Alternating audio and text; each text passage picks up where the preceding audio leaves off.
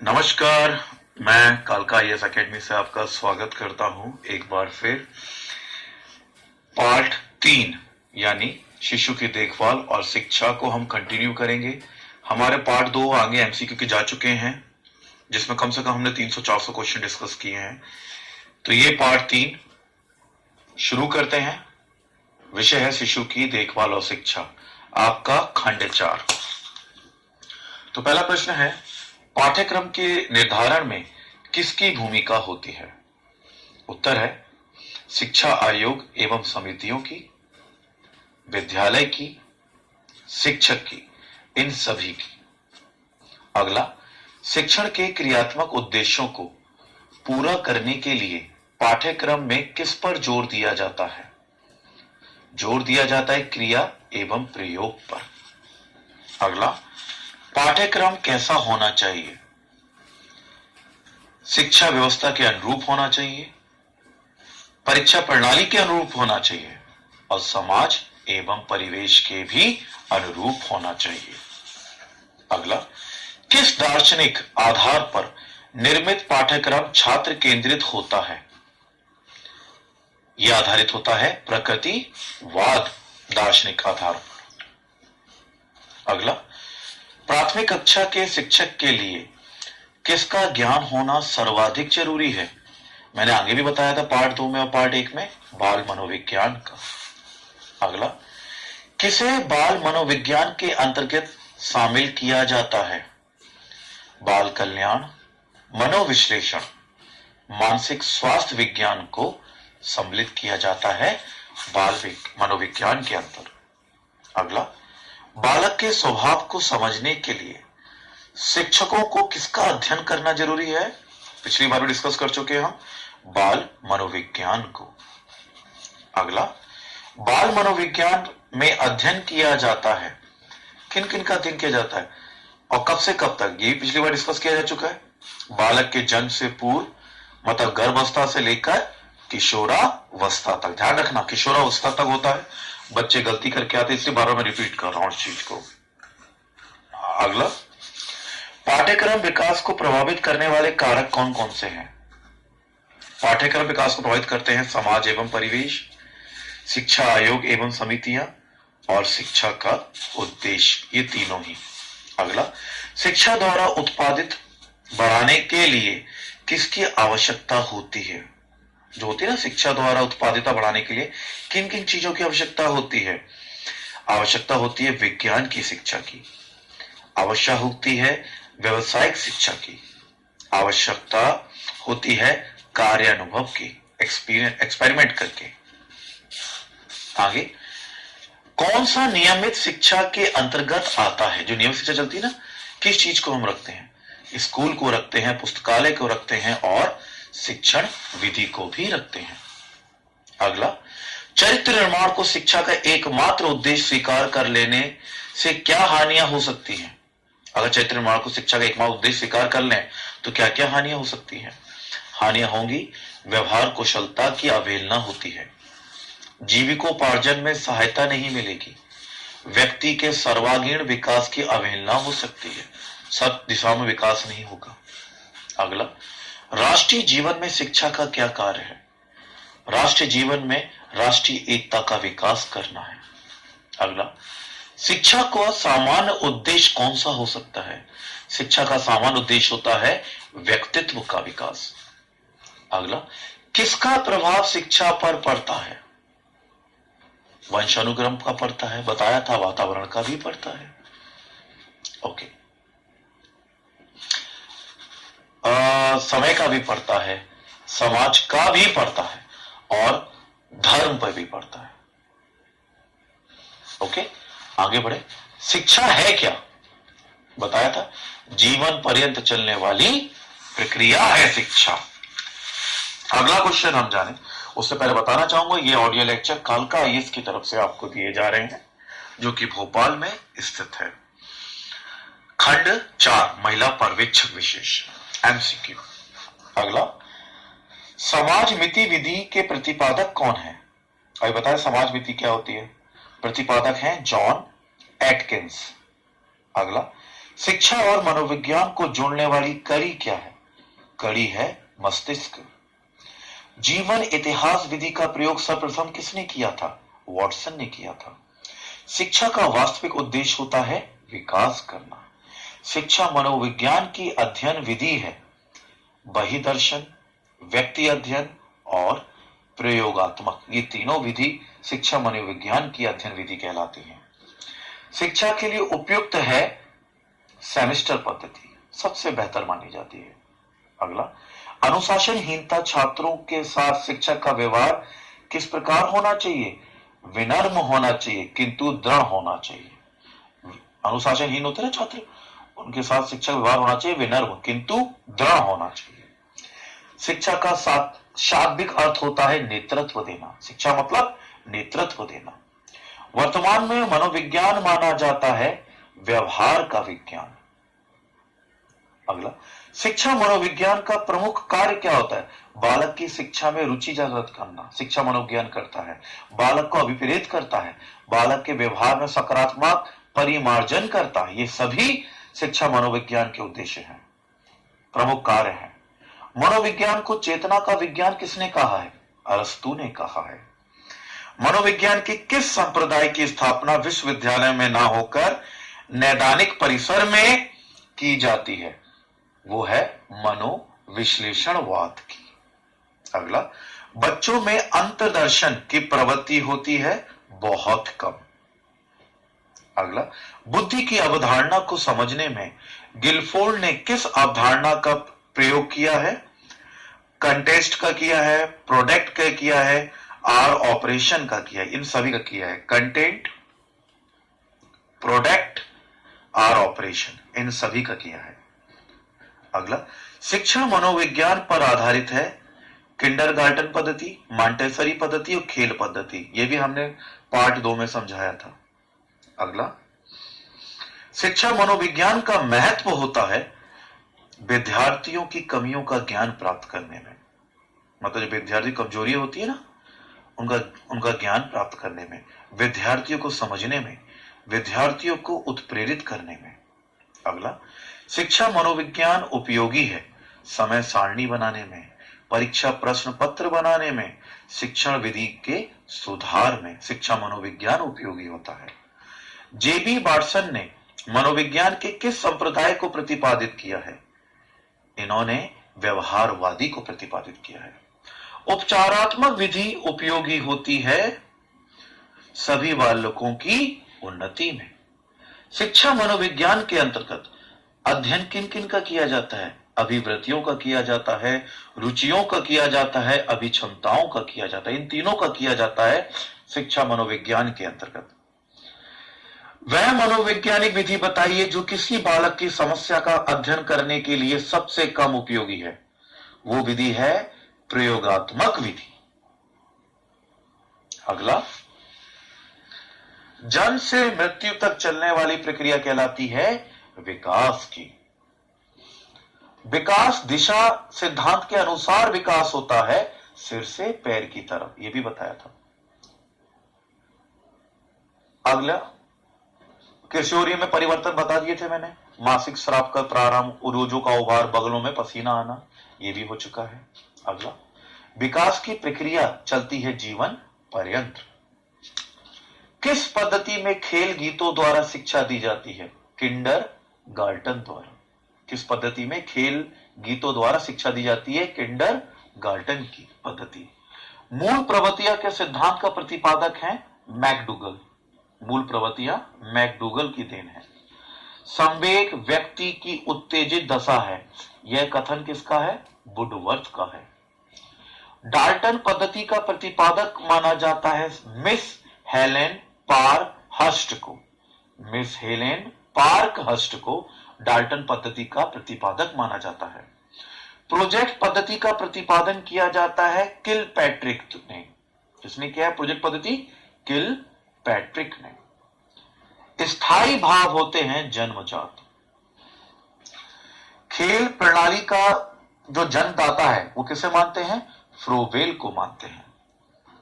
खेल खेल में ज्ञान प्रदान करने की पद्धति मॉन्टेसरी की है। वह खेल प्रणाली जिसमें किसी तरह के प्रतिबंध नहीं लगाए जाते, डाल्टन पद्धति।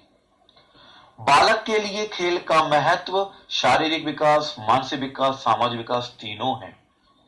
खेल क्या होते हैं? खेल आत्म प्रेरित होते हैं, आनंददायक होते हैं, उद्देश्यहीन होते हैं। खेल सिखाते हैं अनुशासन, सामाजिकता और रचनात्मकता। आत्मनिरीक्षण विधि का प्रतिपादन किसने किया है? द लॉक ने किया है। मनोविश्लेषणवाद के प्रवर्तक हैं फ्राइड। शिक्षक की सफलता का रहस्य मनोविज्ञान का ज्ञान है।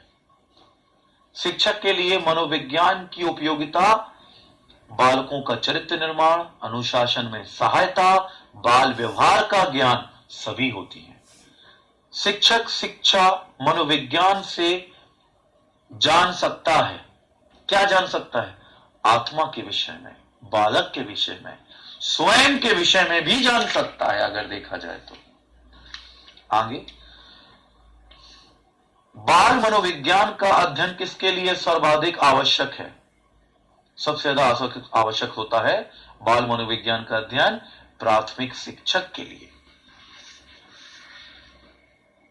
किसे बाल मनोविज्ञान की उपयोगिता के अंतर्गत रखा जा सकता है? बालक के भविष्य के बारे में पूर्व कथन में सहायक है, हमने पार्ट 1 में बताया था। बाल निर्देशन में सहायक है, पार्ट 2 में बताया था। और बालकों के व्यक्ति विश्वास को समझने में उपयोगी होता है, यह भी पार्ट 2 में बताया था। बाल मनोविज्ञान की उपयोगिता के अंतर्गत रखा जा सकता है बालक के व्यक्तित्व के विकास में सहायता। अगला, किसका प्रभाव बालक के विकास पर पड़ता है? परिवार का, समाज का, विद्यालय का, आनुवंशिकता का, वातावरण का, सभी का।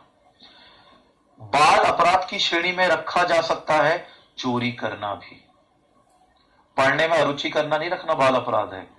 खेल कूद में मन लगाना यह भी बाल अपराध नहीं होता, सिर्फ चोरी करना आप मान सकते हैं, या कुछ अफीम करना, वो करना है ना। अनुशासनहीनता भी बाल अपराध होता है, ये जन्म देती है अनुशासनहीनता बाल अपराध को।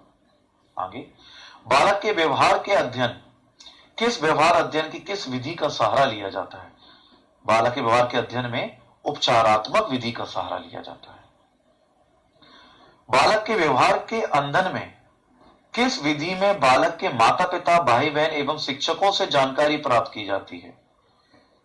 विधि होती है वैयक्तिक इतिहास विधि। उसके बारे में जानते हैं कि किस प्रकार उसका व्यक्तित्व रहा है पहले। अगला, बालक के सामाजिकता का परीक्षण किस विधि द्वारा किया जाता है? समाज मिति विधि द्वारा किया जाता है। बालक की रुचि विद्यालय में बढ़ाने के लिए क्या किया जाना चाहिए? विद्यालय का वातावरण बालक के अनुकूल किया जाना चाहिए। बाल अवस्था में किसमें बालक की रुचि बहुत ज्यादा होती है? अपने ये बताया था मैंने पार्ट 1 में, अपने नाम में, अपने वस्त्र में और विद्यालय में। मैं इससे बाबा जोर दे रहा हूं, ये क्वेश्चन बाबा रिपीट हो चुके हैं एग्जाम्स में, सीईटी में, सीटीटी में भी हो चुके, संविदा में काफी क्वेश्चन रिपीट होते हैं आपके जो महिला पर्यवेक्षक के है ना, आंगनवाड़ी में तो होते ही रहते हैं। अगला, शिक्षा मनोविज्ञान वर्तमान में अपनी किस अवस्था में है? शैशवावस्था में। शिक्षा मनोविज्ञान की अभी पता है कौन सी अवस्था चल रही है? शैशवावस्था चल रही है। शिक्षक के लिए शिक्षा मनोविज्ञान का अध्ययन सहायक होता है शिक्षण दक्षताओं के विकास में। बुद्धि के इकाई सिद्धांत के प्रतिपादक कौन है? स्टर्न एवं जॉनसन। क्या आप इस कथन से सहमत हैं कि शिक्षा की किसी भी योजना में शिक्षक का केंद्रीय स्थान होता है? जी हां, हम पूर्ण तरह से सहमत हैं। तो मैं बताना चाहूंगा फिर से बीच में कि ये ऑडियो लेक्चर कालका आईएएस एकेडमी की तरफ से दिए जा रहे हैं, ठीक है। ये इसलिए बताया जा रहा है कि कुछ कोचिंग वाले हमारे इस ऑडियो लेक्चर को एडिट करके जोड़ तोड़ के बच्चों के सामने प्रस्तुत कर देंगे, लेकिन ये हमारी मेहनत है।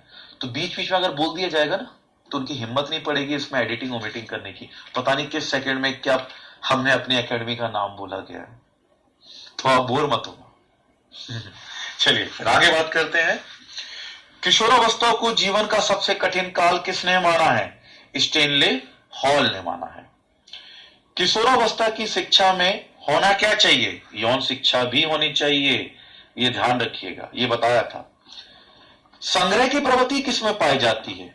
संग्रह करना, संग्रह प्रवृत्ति पाई जाती है पौढ़ावस्था में। वैसे बालावस्था में भी देखा जाता है कि वो कलेक्ट करते हैं, लेकिन पौढ़ावस्था में सबसे ज्यादा पाई जाती है, ये ध्यान रखना। किस सिद्धांत के अनुसार भिन्न भिन्न व्यक्तियों विकास की गति भी भिन्न भिन्न होती है? विकास का गति सिद्धांत है ये। शैशवावस्था की मुख्य विशेषता क्या होती है? आत्म प्रेम, छोटा होता है ना, आत्म प्रेम करता है। काम प्रवृत्ति भी होता है, अपने अंगों पे जो उसके जनांग है उस पर हाथ फेरना उसे बड़ा अच्छा लगता है। और जिज्ञासा भी होती है, नैतिकता नहीं होती। जिज्ञासा, काम प्रवृत्ति और आत्म प्रेम। अगला है परिवर्तन की अवस्था किसे कहते हैं? किशोरावस्था को कहते हैं। जीवन के किस काल को तूफान और संघर्ष काल, मैंने बता चुका हूं, किशोरावस्था को कहते हैं। बालक की अवस्थाएं तो मालूम ही है, पहली होती है शैशवावस्था, जन्म से 5 वर्ष बाल अवस्था, 6 से 9 पूर्व मानी जाती है, 9 से 12 मानी जाती है, फिर 12 से 18 किशोरा, 18 से आगे पौढ़ अवस्था आ जाती है। आगे जीवन की किस अवस्था को सुखद, वर्षा तथा प्रकाश की अवस्था बोला, यह भी बता दिया था मैंने पार्ट 1 में, किशोरावस्था को। उत्तम चरित्र का लक्षण क्या होता है? विश्वनीयता, आत्मनियंत्रण, अंतःकरण की शुद्धता, ये तीनों होती है। आगे सीखने की उपयुक्त क्रिया किसे माना जाता है? क्या होती है? सरल से कठिन की ओर होती है सीखने की प्रक्रिया। पुरस्कार क्या है? एक बाह्य प्रेरणा है। अवधान होता है ज्ञानात्मक, क्रियात्मक और भावात्मक, तीनों। प्रेरणा का स्रोत किसे कहते हैं? प्रेरणा का स्रोत होता है चालक, प्रेरक, ठीक है, और उद्दीपन।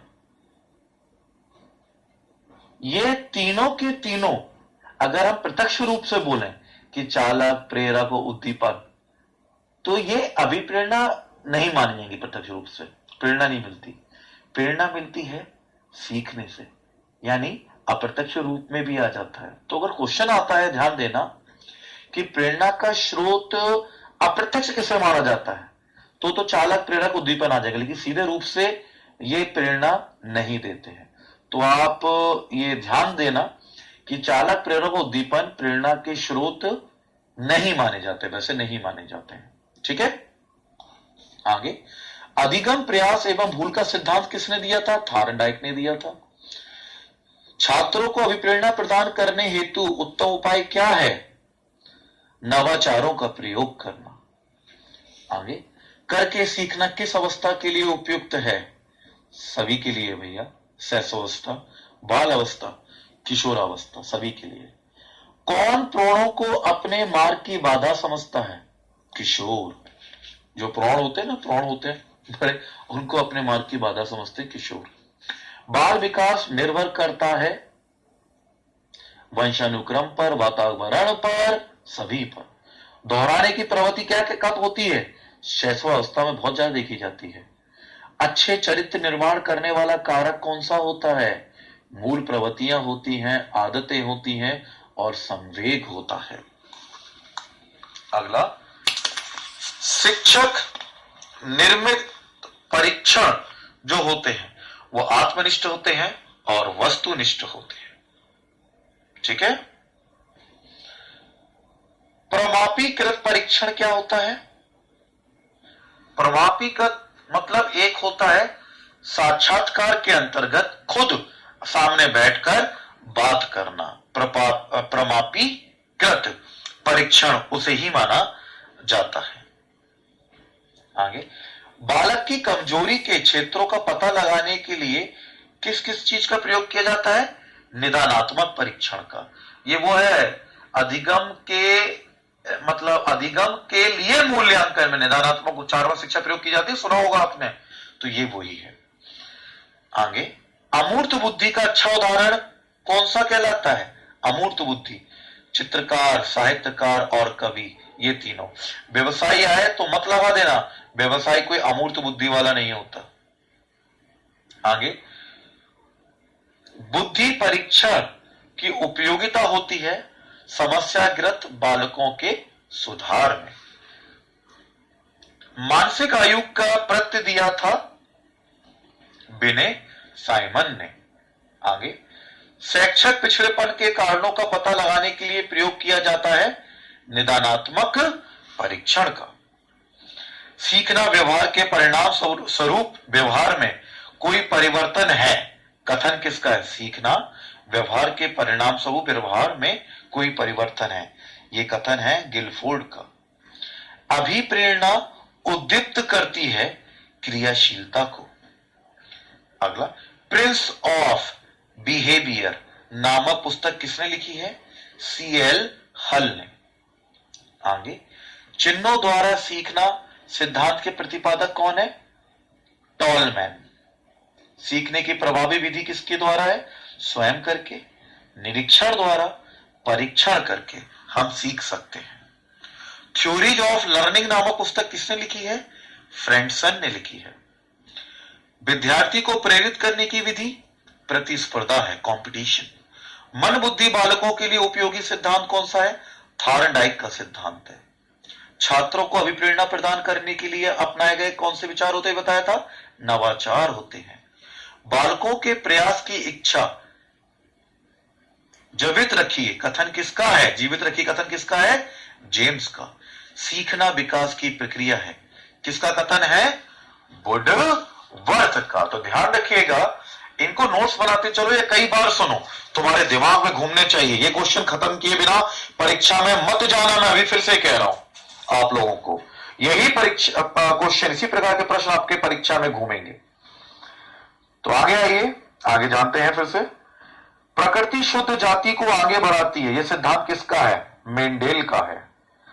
बालक की भाषा को प्रभावित करने वाला प्रमुख तत्व कौन सा है? विकास की गति। आगे, प्रारंभ में बालक कितने शब्दों के वाक्यांश बोलता है? 2 शब्दों के। आगे, जन्म के समय बच्चे का वजन औसतन मतलब कितना होता है? औसत जो जन्म का होता है, हम बताते हैं ना, मतलब 7.5 पाउंड के आसपास मतलब होता है। तो 1 वर्ष में वजन कितना बढ़ जाता है?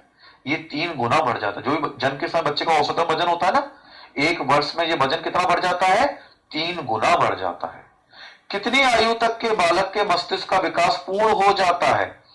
बताया था 8 वर्ष, और कई वैज्ञानिक को मानना है कि 12 वर्ष तक। मैंने बताया था 10 से 12 वर्ष का मानते हैं, लेकिन कहीं आप 8 वर्ष पर टिक लगाएं तो ज्यादा बेहतर रहेगा। 13 वर्ष तक की आयु तक के बच्चे का कद औसतन कितना होना चाहिए? 55 से 56 इंच होता है। 13 वर्ष की आयु का बच्चे का कद कितना होता है? 55 से 56 इंच। शिशु के दूध के दांतों की संख्या कितनी होती है? 20 होती है, 20। नवजात शिशु में लगभग कितनी हड्डियां होती हैं? 270 हड्डियां होती है। कामवृत्ति के अनुसार विकास का सिद्धांत किसने प्रतिपादित किया है? फ्राइड ने। अधिगम सिद्धांत के प्रवर्तक कौन थे? रॉबर्ट रिचर्डसन सीयर्स थे। अधिगम सिद्धांत के प्रवर्तक रॉबर्ट रिचर्डसन सीयर्स थे। बाल विकास में वृद्धि तत्व के प्रभाव का अध्ययन किसने किया है? टर्मन ने किया है। विकास परिवर्तन श्रृंखला की वह अवस्था है जिसमें बालक भ्रूणावस्था से लेकर पौणावस्था तक गुजरता है। यह परिभाषा किसकी है? मुनरो की है। ठीक है। बाल विकास का अर्थ क्या है? अभिवृद्धि। अभिवृद्धि। बालक का विकास कब प्रारंभ होता है? यह भी मालूम था, जन्म से पूर्व भी शुरू हो जाता है। ओके। विकासात्मक मनोविज्ञान के अंतर्गत अधिक महत्वपूर्ण किसे मानते हैं? बच्चों के व्यवहार का अध्ययन। आगे अगर हम देखें, हम शिक्षा द्वारा बालक का कुछ विकास कर सकते हैं, बहुत अधिक नहीं। थॉमसन का यह कथन संबंधित किससे करता है? आनुवंशिकता एवं वातावरण से संबंधित है। और थॉमसन का सिद्धांत है, यह ध्यान रखना कि थोड़ा सा विकास हो सकता है। विकास का तात्पर्य बढ़ने से नहीं है, इसका तात्पर्य व्यवस्थित तथा समानुगत परिवर्तन से है, जो कि परिपक्वता के लक्ष्य को प्राप्त करने की ओर होता है। ये किसका है कथन? हरलॉक का है। ठीक है। ओके। आगे, विकास का अर्थ है अभिवृद्धि, मैंने बताया था। केंद्रीय प्रवृत्ति का सबसे विश्वसनीय एवं वैध मापक है मध्यमान। सृजनात्मक व्यक्ति में होती है तात्कालिक स्थिति से परे जाने की योग्यता, समस्या की व्याख्या करने की क्षमता दूसरों के विचारों को यथावत स्वीकार करने की क्षमता, ये कहलाती है सृजनात्मक व्यक्ति में होता है। सीखना विकास की ही प्रक्रिया है। किसने बोला है? वुडवर्थ। सृजनात्मक के विकास में सहायक होता है। क्या होता है? खेल, हास्य क्रियाएं, निर्माण संबंधी क्रियाएं। पहले ऑप्शन में आया था भाषण, भाषण नहीं था, ध्यान रखना। सृजनात्मक भाषण से विकास नहीं होता। आगे है प्रतिभा होती है। क्या होती है? ये विकसित की जाती है, जन्मजात नहीं होती। वैयक्तिक विभिन्नताएं कितने प्रकार की होती हैं? 2 प्रकार की होती हैं। मानसिक रूप से स्वस्थ व्यक्ति की विशेषता होती है सहनशीलता, सामंजस्य, मतलब सामंजस्य बैठा लेता, कोऑर्डिनेशन और निर्णय क्षमता। आगे शैशव अवस्था में बालक के मानसिक स्वास्थ्य पर प्रभाव किससे पड़ता है? विच्छिन्न परिवार से, गृह कलेश से और संवेगात्मक अस्थिरता से, तीनों से। तनाव कम करने के लिए अप्रत्यक्ष विधि किसे मानते हैं? दिवा स्वप्न। किसे मानते हैं तनाव कम करने के लिए? दिवा स्वप्न। आगे मानसिक स्वास्थ्य और अधिगम से सफलता का बहुत घनिष्ठ संबंध है। किसका कथन है ये? कुप्पू स्वामी का। कुप्पू स्वामी का। आगे तनाव कम करने के लिए प्रत्यक्ष विधि कौन सी है? व्याख्या व निर्णय, विकल्पों की खोज और दिवा स्वप्न, ये तीनों आती हैं तनाव कम करने के लिए। प्रतिभाशाली बालकों की पहचान कैसे करते हैं? बुद्धि परीक्षण से, अभिरुचि परीक्षण से, उपलब्धि परीक्षण से। कुंठा की दशा में बालक बन जाता है आक्रमणकारी, एकांतवासी और रोगी। दुखपूर्ण तनाव से बचने के लिए क्या करना चाहिए? अप्रत्यक्ष उपायों का प्रयोग करना चाहिए? नहीं। अगर हम अप्रत्यक्ष उपाय ढूंढेंगे, इनडायरेक्ट उपाय ढूंढेंगे, तो उससे हमें दुखपूर्ण तनाव कम नहीं होगा। हमें प्रत्यक्ष उपायों का प्रयोग करना होगा। कौन से?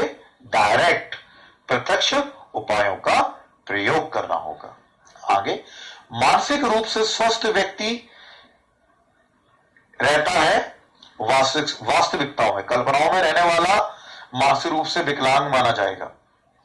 वो रहता है वास्तविकताओं में, रियलिटी में जीता है। संघर्ष का सामान्य अर्थ होता है विपरीत विचार, विपरीत इच्छाएं, विपरीत उद्देश्य। अगला पिछड़े बालकों की बुद्धि लब्धि कितनी बताई थी मैंने? 90 बताई थी। मतलब जो भी कम होती है 120 से, जो भी कम होने शुरू हो जाती है, देखो समान होती है 110 से 120 के बीच में, फिर ये पिछड़े बालक में आने लग जाते हैं। 100 से कम हो जाते हैं ना, तो पिछड़े बालक बन जाते हैं। कुंठा का कारण क्या होता है? कुंठा का कारण होता है नैतिक आदर्श, विरोधी उद्देश्य और सामाजिकता। बालक के मानसिक स्वास्थ्य में उन्नति करने वाले कारक कौन से हैं? अल्प ग्रहकारी। क्वेश्चन आया हुआ है कि मानसिक स्वास्थ्य में उन्नति कौन से करते हैं? अल्प ग्रह कार्य। अगला है बुद्धि परीक्षणों का जनक किसे माना जाता है? बिने को माना जाता है। तो ये इस प्रकार हमारा पार्ट 3 खंड 4 महिला पर्यवेक्षक का मतलब ये खत्म होता है। पार्ट 4 आएगा, उसमें भी शिशु की देखभाल और शिक्षा के एमसीक्यू क्वेश्चन चलेंगे। आपके लिए कम से कम ये 3 हो गए, 4, 5, 6, 7 मतलब पार्ट है जो खंड 4 महिला पर्यवेक्षक का कवर करेंगे। 7 पार्ट याद रखना। अभी 3 हो चुके हैं, आगे आप देख लीजिएगा खंड 4, खंड 5, खंड 6, खंड 7। यानी खंड 7 अगर पढ़ लोगे ना आधे घंटे के, तुम मतलब आधे घंटे 7 3.5 घंटे, 3.5 घंटे के अंदर तुम्हारा चौथा जो खंड है महिला पर्यवेक्षक का, वो संपूर्ण रूप से समाप्त हो जाएगा। धन्यवाद।